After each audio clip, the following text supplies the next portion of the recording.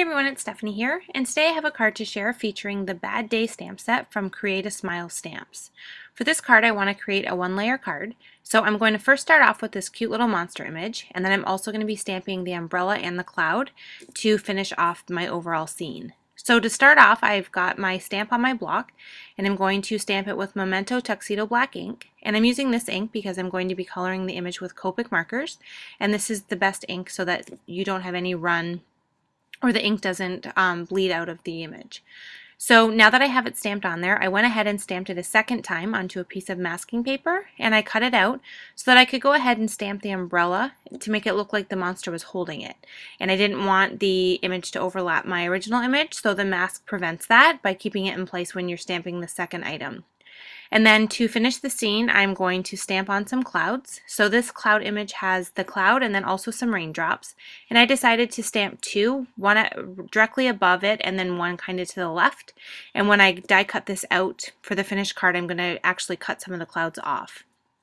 So now I'm going to go ahead and do my Copic coloring, and I am coloring my monster with an aqua color.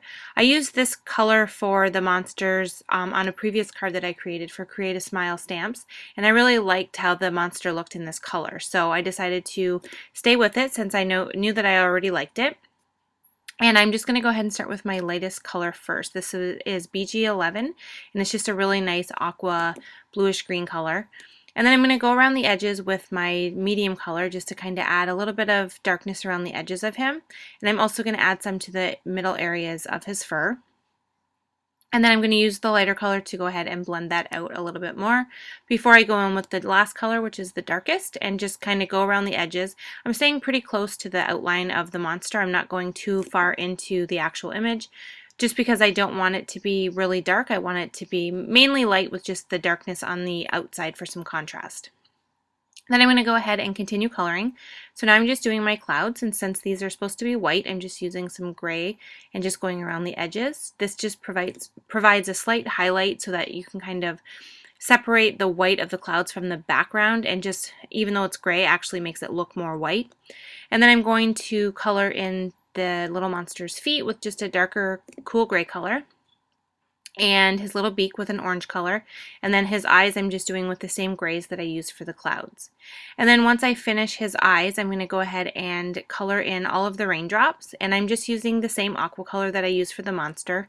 They're really small areas, so there was no need to do any shading. I just used one straight color. Then moving on to my umbrella, I'm doing this in some pinks. I'm using R20 as my lightest, and then R22 and R24 to add some darker color to the umbrella.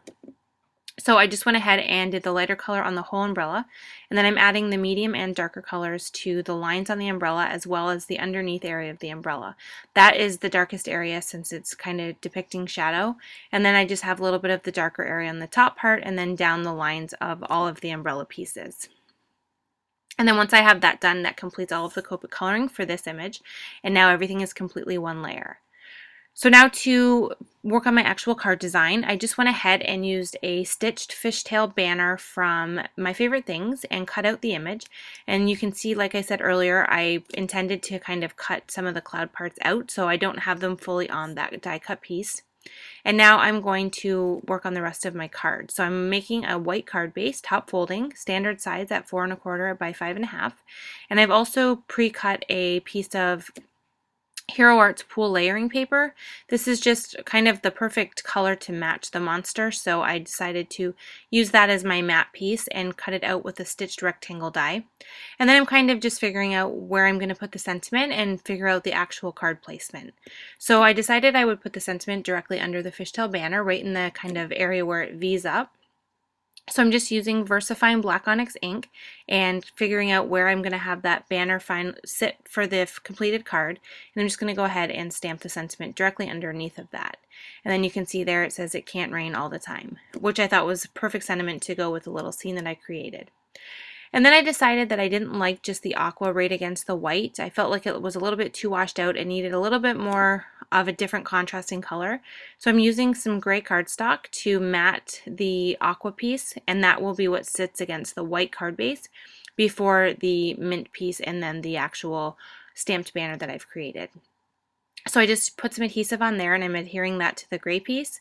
And then I'll adhere the stamped banner piece directly on top of that piece. Everything is just adhesive direct to paper. I'm not doing any foam adhesive until I adhere the entire piece to the card base. So now that I have everything positioned, I did add foam adhesive to the back of the gray piece and then added it to my card base. So you can see there it's completely on and everything is finished. Now to add some little details to the final card, since it is kind of flat and there's not a lot of detail, I decided to add glossy accents to the monster's eyelids as well as the raindrops and the top part of the umbrella. And before I added the glossy accents to the umbrella, I did use my clear Wink of Stella marker to add glitter to it first, and then I added my glossy accents on top. And I love the look of glossy accents over the glitter. It just kind of amplifies the glitter for some reason, and you really see that fun sparkle in real life on the card. So I really like that.